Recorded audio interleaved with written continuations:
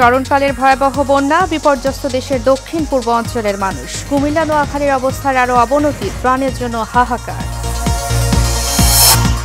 BDR বিদ্রোহের ঘটনায় শেখ হাসিনা সহ ১৩ জনের নামে হত্যা মামলা দায়ের, সাবেক মন্ত্রী গোলাম দস্তগীর গাজী গ্রেফতার। এবং ১ মাসের বেশি সময় পর আবারও চালু হলো মেট্রো রেল, আপাতত থামছে না মিরপুর ১০ ও কাজীপাড়ায়।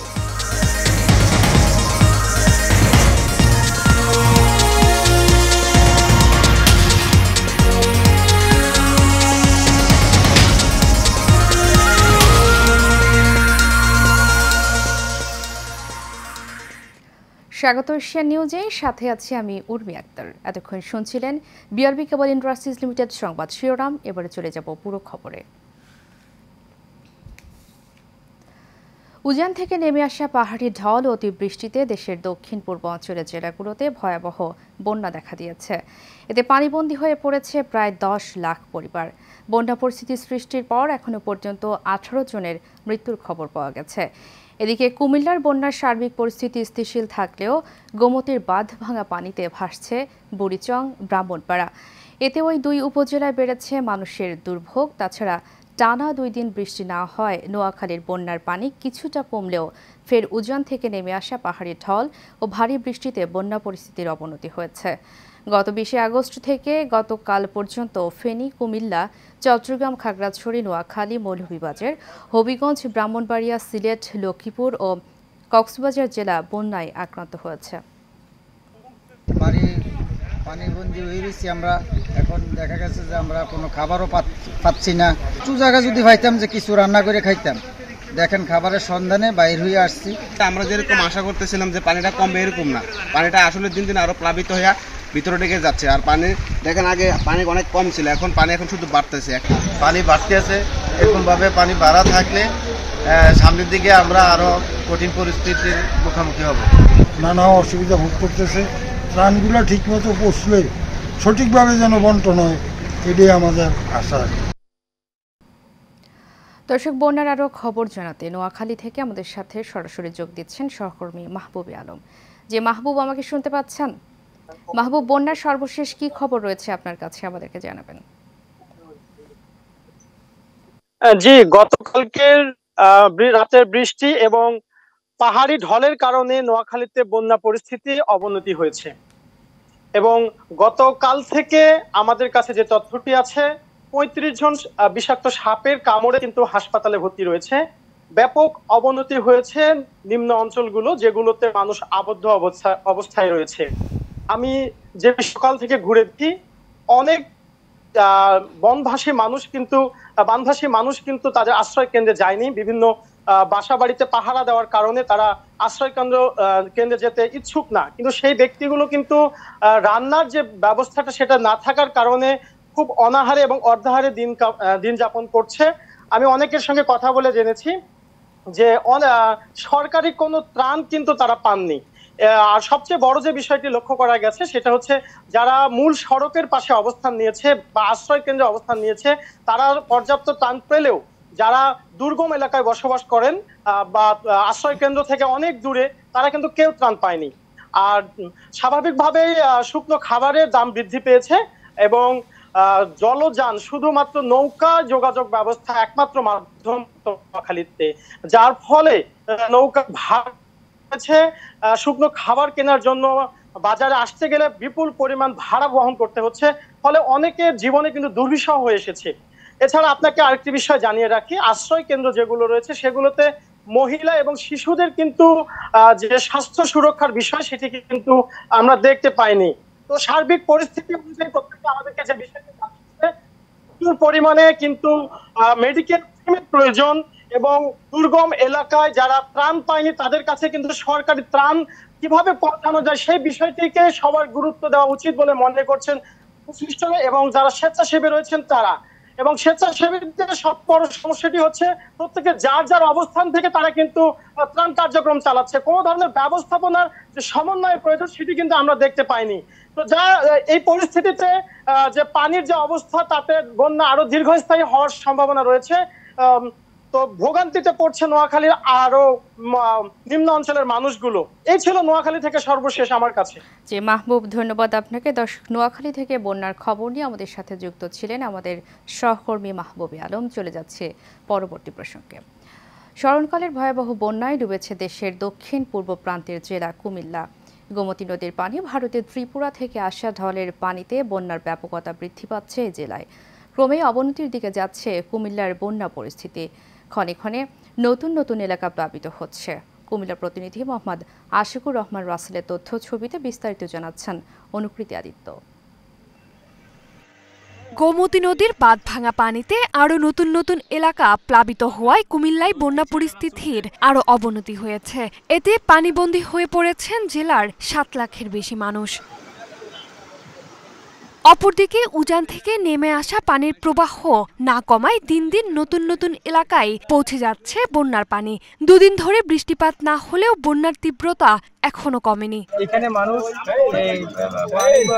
বন্দী অবস্থা রয়েছে এবং ভয়াবহ অবস্থা এখানে কাজ করতে হবে। আশেপাশে মানুষগুলো আশ্রয় কেন্দ্রের অভাবে কিন্তু তারা বাড়িতে এখনো বিভিন্নভাবে পানির সাথে যুদ্ধ করে তারা টিকে আছে। হয়তো তারা জানি না বেশিক্ষণ কতক্ষণ টিকতে পারবে, কিন্তু আমরা সবাই এখানে অসহায়ত্ব ফিল করতেছি শুধু ভোটের কারণে। এদিকে উদ্ধারকর্মীরা শুকনো খাবার সহ অন্যান্য সামগ্রী নিয়ে দুর্গত এলাকায় পৌঁছানোর চেষ্টা করছে। তবে রাস্তা ডুবে যাওয়া ও নৌকা না থাকায় ত্রাণ পৌঁছাতে সমস্যায় পড়তে হচ্ছে তাদের। মনিটরিং সেল করা হয়েছে, সেই সেল থেকে পর্যবেক্ষণ করা হয়েছে এবং এখানে স্থানীয় বিআইডব্লিউটিআর এবং নৌপরিবহন মন্ত্রণালয়ের যে সমস্ত কর্মকর্তা রয়েছে, সেনাবাহিনী, নৌবাহিনী এবং স্থানীয় প্রশাসনের সাথে সমন্বয় করে আমরা সার্বিক কার্যক্রম। পানি উন্নয়ন বোর্ডের তথ্য অনুযায়ী গোমতী নদীর পানি এখনো বিপদসীমার বেশ উপরে প্রবাহিত হচ্ছে। অনুকৃতি আদিত্য, এশিয়ান টেলিভিশন। কাপ্তাই বাঁধে 16টি গেটের সবকটি আজ রোববার খুলে দেওয়া হয়েছে। এতে করে কোনো এলাকা প্লাবিত হওয়ার আশঙ্কা নেই বলছেন প্রকল্প কর্মকর্তা। টানা বৃষ্টি উজান থেকে নেমে আসা পাহাড়ি ঢলে কাপ্তাই রুটের পানি বেড়ে যাওয়ায় কর্ণফুলী পানি বিদ্যুৎ কেন্দ্রে বিপদসীমার কাছাকাছি পৌঁছে যাওয়ায় গেটগুলো খুলে দেওয়া হয়েছে। কাপ্তাইয়ের কর্ণফুলী পানি বিদ্যুৎ কেন্দ্রের ব্যবস্থাপক এটিএম আব্দুল জাহির বলেছেন, এর মাধ্যমে 9000 কিউসেক পানি ছাড়া হয়েছে। এতে করে কোনো এলাকা প্লাবিত হওয়ার আশঙ্কা নেই বলেও জানান তিনি। পানির লেভেল আপনার বিপদসীমার কাছাকাছি আসায় আমরা ড্যামের নিরাপত্তার স্বার্থে গেট 6 ইঞ্চি খুলে দিয়েছি। এখন যখন আমার পানি স্থির হয়ে আসবে তখন আমি আমার গেটগুলো আবার পুনরায় বন্ধ করে দেব। 6 ইঞ্চি করে 16টা গেটে 9000 কিউসেক পানি আমি ছাড়তেছি। 2009 সালে বিডিআর সদর দপ্তর পিলখানায় বিদ্রোহের ঘটনার মামলায় আসামি বিডিআরের উপসহকারী পরিদর্শক বীর মুক্তিযোদ্ধা মোহাম্মদ আব্দুর রহিমের কারাগারে মৃত্যুর ঘটনায় তৎকালীন সরকার প্রধান শেখ হাসিনার সহ 13 জনের নামে হত্যা মামলা করা হয়েছে। রোববার ঢাকার মেট্রোপলিটন ম্যাজিস্ট্রেট মোহাম্মদ আখতারুজ্জামানের আদালতে মৃত আব্দুর রহিমের ছেলে অ্যাডভোকেট আব্দুল আজিজ এই মামলার আবেদন করেন। এ সময় বাদীর জবানবন্দি গ্রহণ করে আদালত আবেদনটি নথিভুক্ত করার আদেশ দেন। মামলায় সাবেক প্রধানমন্ত্রী শেখ হাসিনা, সাবেক বিজিবি মহাপরিদর্শক ও সাবেক সেনাপ্রধান ব্রিগেডিয়ার জেনারেল আজিজ আহমেদ এবং পিলখানা বিদ্রোহ মামলায় রাষ্ট্রপক্ষের আইনজীবী মোশাররফ হোসেন কাজল সহ 13 জনের নাম উল্লেখ সহ অজ্ঞাতনামা 200 জনকে আসামি করা হয়েছে। মামলার অন্য আসামিরা হলেন সাবেক কারা মহাপরিদর্শক ব্রিগেডিয়ার জেনারেল মোহাম্মদ আশরাফুল ইসলাম খান, ঢাকা দক্ষিণ সিটি কর্পোরেশনের মেয়র ব্যারিস্টার শেখ ফজলে নূর তাপস, সংসদ সদস্য শেখ সেলিম, নূর আলম চৌধুরী লিটন, শেখ হেলাল জাহাঙ্গীর কবির নানক, মির্জা আজম, হাসানুল হক ইনু ও 2010 সালের জুলাইয়ের কেন্দ্রীয় কারাগারের তৎকালীন জেল সুপার এবং চিকিৎসক ডাক্তার রফিকুল ইসলাম।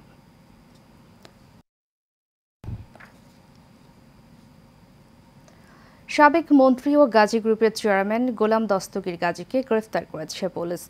শনিবার দিবাগত রাতে রাজধানীর শান্তিনগরের বাসা থেকে তাকে গ্রেফতার করা হয়। বিষয়টি নিশ্চিত করে পল্টন থানার ওসি মোল্লা মোহাম্মদ খালিদ হোসেন বলেন, গ্রেফতার এড়াতে গোলাম দস্তগীর বাসায় আত্মগোপনে ছিলেন। সেখান থেকে ডিবি পুলিশের একটি দল তাকে গ্রেফতার করে। তিনি এখন ডিবি কার্যালয়ে আছেন।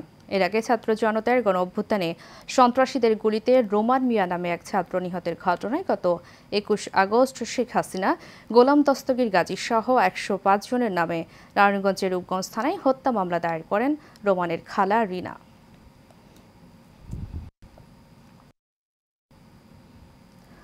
এক মাসেরও বেশি সময় বন্ধ থাকার পর আজ থেকে আবারও চালু হলো মেট্রো রেলে যাত্রী পরিবহন। দীর্ঘ সময় বন্ধ থাকার পর মেট্রো রেল চালু হওয়ায় উত্তরা ও মিরপুরের নিয়মিত যাত্রীরা বেশ উচ্ছ্বসিত। তবে মেরামত ও সংস্কারের প্রয়োজনীয়তা থাকায় আপাতত কাজীপাড়া ও মিরপুর 10 স্টেশনে কার্যক্রম বন্ধ আছে। এই যে মিতু রিপোর্ট। ছাত্র জনতার আন্দোলনকে ঘিরে বন্ধ হওয়া মেট্রো রেল 37 দিন পর আবারও যাত্রী সেবা দেওয়া শুরু করেছে। সকাল 7:10 উত্তরা উত্তর মেট্রো স্টেশন থেকে একটি ট্রেন মতিঝিলের উদ্দেশ্যে ছেড়ে যাওয়ার মাধ্যমে পুনরায় শুরু হয় মেট্রো রেলের কার্যক্রম।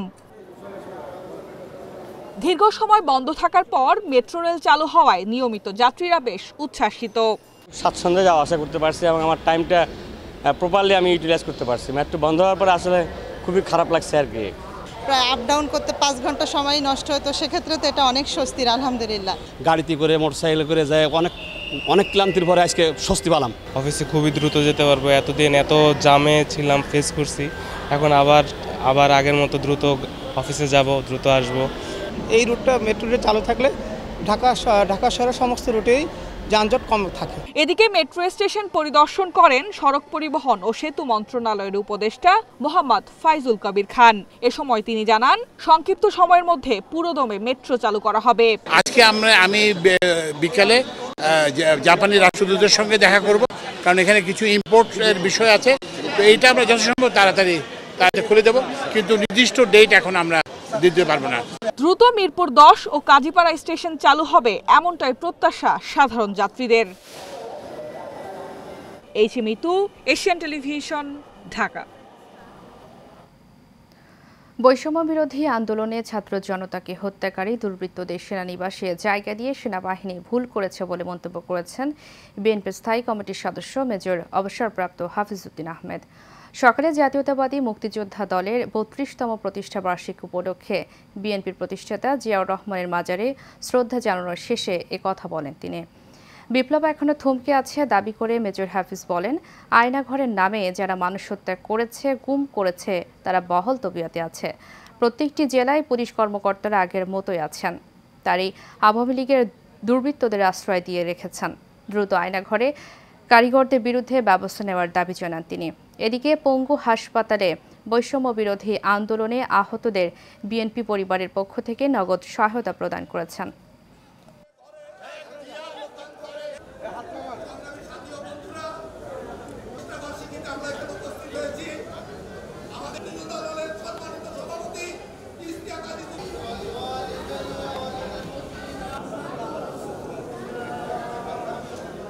যারা আয়নাঘর নির্মাণ করেছে, সরকারের উচিত ছিল, প্রতিরক্ষা মন্ত্রী, প্রধান উপদেষ্টার উচিত ছিল সাংবাদিকদেরকে সেখানে নিয়ে গিয়ে দেখানো কত ঘৃণিত এই নরপশুর দল কিভাবে নিরীহ মানুষদেরকে তারা অত্যাচার করেছে, টর্চার করেছে, হত্যা করেছে। ওই আয়নাঘরের স্রষ্টাদের কারোই তো কিছু হচ্ছে না। একজনকে মাত্র গ্রেফতার করা হয়েছে। 20টি দিন অতিবাহিত হয়েছে, কিন্তু এখন পর্যন্ত মনে হয় না যে এই দেশে বিপ্লবীদের সরকার প্রতিষ্ঠিত হয়েছে। একমাত্র আসিফ নজরুল ছাড়া এই বিপ্লবে সরাসরি অংশগ্রহণ করতে কাউকে দেখিনি। এখন সরকারের উদ্দেশ্যে বলতে চাই, এটি কোনো এনজিও সরকার নয়, বাংলাদেশের জনগণের সরকার। আমরা যারা গত 16টি বছর ধরে মানুষের উপরে অত্যাচার নির্যাতন চালিয়েছে, তাদেরকে শাস্তির আওতায় আনতে হবে। একটি সুন্দর মনোরম আবাসন ব্যবস্থা নিশ্চিত করার লক্ষ্যে রাজধানীর উত্তরায় গড়ে উঠেছে দেশের প্রথম premium mega gated community Rupon city Uttara. গ্রাহকদের নিরাপত্তা ও সুরক্ষার স্বার্থে এবং প্রাকৃতিক দুর্যোগের পাশাপাশি অগ্নিকাণ্ড মোকাবেলায় প্রাথমিক প্রশিক্ষণ সহ সকল ধরনের কার্যক্রম পরিচালনা করার পাশাপাশি এক জায়গায় নাগরিক সব আধুনিক সুবিধার স্বপ্নকে বাস্তবে পরিণত করতে রূপায়ণ সিটি কাজ করছে বলে জানিয়েছেন প্রতিষ্ঠানটির chief operating officer brigadier general অবসরপ্রাপ্ত সালাউদ্দিন আহমেদ। সাইফুল ইসলাম নয়নের রিপোর্ট। বিনিয়োগ ও বসবাসের জন্য রূপায়ণ সিটি উত্তরাকে বেছে নিয়েছেন অনেকেই। অধিক নিরাপত্তা বেষ্টিত হওয়ায় নিরাপদ জীবনযাপনের সর্বোচ্চ নিশ্চয়তা দিচ্ছে রূপায়ণ সিটি উত্তরা। প্রতি বছরের ন্যায় এবছরও দেওয়া হয় ফায়ার মহড়া, পাশাপাশি বসবাসরতদের দুর্যোগ মোকাবেলা এবং অগ্নি নির্বাপক প্রশিক্ষণও দেওয়া হয়। বাংলাদেশের মানুষের মধ্যে গেটেড কমিউনিটি ধারণাকে জনপ্রিয় এবং গ্রাহকদের আস্থা অর্জন করতে প্রিমিয়াম মেগা গেটেড কমিউনিটি রূপায়ণ সিটি উত্তরাকেই বেছে নেবেন বলে আশা ব্যক্ত করেন তারা। এখানে যারা বসবাস করছেন তারা যাতে নিশ্চিন্ত নিরাপত্তার মাধ্যমে এখানে বসবাস করতে পারেন, এই জন্য আমরা এই ধরনের বিভিন্ন ধরনের প্রোগ্রাম করে থাকি। তার মধ্যে এটা একটা। এছাড়াও আমাদের একটা স্ট্রং সিকিউরিটি টিম আছে, আমাদের একটা হাউসকিপিং টিম আছে, আমাদের ইএমই টিম আছে, যাতে করে এখানে যারা বসবাস করে তারা যেন একদম 5 স্টার মানের সেবা পায়, সেই চেষ্টাটা আমরা করে যাচ্ছি। এবং এখানে যারা বসবাসকারী আছেন তারাও খুবই সন্তুষ্ট আমাদের এই সেবা থেকে। এরকম একটা গেটেড কমিউনিটির জন্য যে ধরনের নিরাপত্তা ব্যবস্থা রাখতে হয়, আমাদের বাহ্যিক নিরাপত্তার ব্যবস্থা যেমন আছে, আপনারা জানেন বাংলাদেশে গ্রীষ্মকালে এই আগুন লাগানো একটা বড় থ্রেট আমাদের জন্য। সেই থ্রেটটা যাতে কোনোভাবেই আমার রেসিডেন্টকে বিপদগ্রস্ত না করে, তার জন্য আমরা নিশ্ছিদ্র একটা ব্যবস্থা নিয়েছি। আমাদের বিল্ডিংয়ের প্রতিটি বিল্ডিংয়ে আমাদের ফায়ার এক্সটিংগুইশার, হাইড্রেন্ট এবং ফায়ার ব্রিগেড আসে, তারা যেন তাৎক্ষণিকভাবে সুন্দরভাবে এই বিপদটা থেকে আমাদেরকে রক্ষা করতে পারে তার যে ব্যবস্থা, রাজুকের যে দিক নির্দেশনা, ফায়ার ব্রিগেডের যে দিক নির্দেশনা, এখানে কিন্তু এই প্রত্যেকটা জিনিস 100% আমরা রেখেছি এবং এনশিওর করেছি। বাংলাদেশ কনটেক্সটে এটাই প্রথম যেখানে ইন্টারন্যাশনাল স্ট্যান্ডার্ডের নিরাপত্তা নিশ্চিত করা হয়েছে। মহড়া শেষে ফায়ার সার্ভিস কর্মকর্তা জানান, এখন পর্যন্ত যতগুলো ভবন মহড়া দেওয়া হয়েছে সেগুলো উন্নত মানের লাইন এবং সরকারি নিয়ম মেনেই করা হয়েছে। বিল্ডিংয়ে আমি দেখেছি সেখানে সেফটি ব্যবস্থা মোটামুটি ভালো আছে। নিজস্ব ব্যবস্থাপনা থাকলে সে প্রাথমিকভাবে সেটা যদি প্রতিরোধ করতে পারে তাহলে সর্বপ্রকার জানমালের ক্ষয়ক্ষতির পরিমাণ কমে যাবে। সুরক্ষা ও নিরাপত্তা বিবেচনায় ওপেন কমিউনিটির চেয়ে গেটেড কমিউনিটির ধারণাটি উন্নত, তাই সার্বিক বিষয়ে বিবেচনায় মেগা গেটেড কমিউনিটি রূপায়ণ সিটি উত্তরা এক আদর্শ আবাসন প্রকল্প বলে দাবি কর্তৃপক্ষের। সাইফুল ইসলাম নয়ন, এশিয়ান টেলিভিশন, ঢাকা। সাম্প্রতিক বন্যায় কুমিল্লা জেলার বুড়িচং উপজেলা সহ বন্যার্তদের মাঝে মানবিক সহায়তা পৌঁছে দিয়েছে র্যাব। বানভাসী মানুষের পাশে দাঁড়াতে র্যাব ফোর্সের সদস্যরা ত্রাণ পৌঁছে দেন। হেলিকপ্টারের মাধ্যমে দুর্গত এলাকায় উদ্ধার অভিযানও চালায় র্যাব। র্যাব হেডকোয়ার্টার্স এবং র্যাব 11 CPC 2 এর সদস্যরা বন্যার্ত মানুষের মাঝে শুকনো খাবার ও সুপেয় পানি বিতরণ করে। এ সময় সন্তান সম্ভব নারীকে উদ্ধার করে কুমিল্লার একটি হাসপাতালে সুচিকিৎসার জন্য পৌঁছে দেওয়া হয়। এ ধরনের কার্যক্রম চলমান থাকবে বলে জানিয়েছে র্যাব সদস্যরা। ভুল তথ্য দিয়ে সংবাদ প্রকাশের প্রতিবাদে সংবাদ সম্মেলন করেছেন ভুক্তভোগী মিরপুর শাহ আলী থানা ছাত্রদল নেতা সজীব। রাজধানীর মিরপুর শাহ আলী থানাধীন উত্তর বিশিল 6 নম্বর রোডস্থ শাহ আলী থানার ছাত্রদল নেতা মোহাম্মদ সাব্বির হোসেন সজীবের বিরুদ্ধে কিছু গণমাধ্যমে মিথ্যা সংবাদ প্রচার করে। তিনি জানান, অন্যায়ের প্রতিবাদ করতে গেলে উল্টো এক অসাধু মহল সাংবাদিকদের ভুল তথ্য দিয়ে গণমাধ্যমে এমন খবর প্রচার করেন। তিনি আরও বলেন, কিছু অসাধু মহল এখনও চাঁদাবাজি করতে না পারায় মোহাম্মদ সাব্বির হোসেন সজীব ও মোহাম্মদ মানিক খানের উপর ক্ষিপ্ত হয়ে অসত্য খবর ছড়িয়ে সামাজিকভাবে তাদের হেয় করে যাচ্ছে। এ সময় তিনি দোষীদের দ্রুত আইনের আওতায় আনতে প্রশাসনের হস্তক্ষেপ কামনা করেন।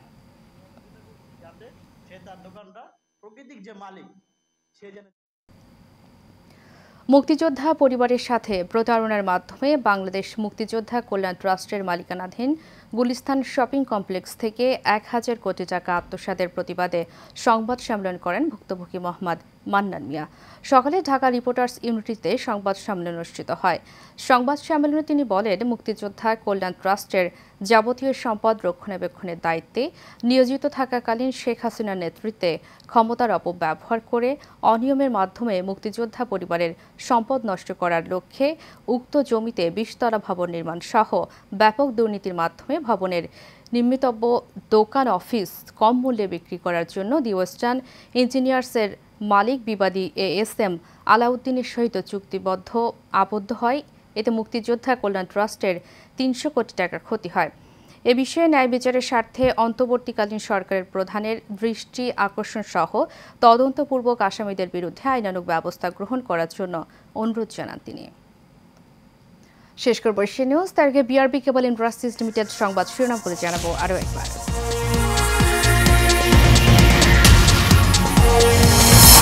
স্মরণকালের ভয়াবহ বন্যা বিপর্যস্ত দেশের দক্ষিণ পূর্ব অঞ্চলের মানুষ। কুমিল্লা নোয়াখালীর অবস্থার আরও অবনতি, ত্রাণের জন্য হাহাকার। বিডিআর বিদ্রোহের ঘটনায় শেখ হাসিনা সহ 13 জনের নামে হত্যা মামলা দায়ের। সাবেক মন্ত্রী গোলাম দস্তগীর গাজী গ্রেফতার। এবং 1 মাসের বেশি সময় পর আবারও চালু হলো মেট্রো রেল, আপাতত থামছে না মিরপুর 10 ও কাজীপাড়ায়।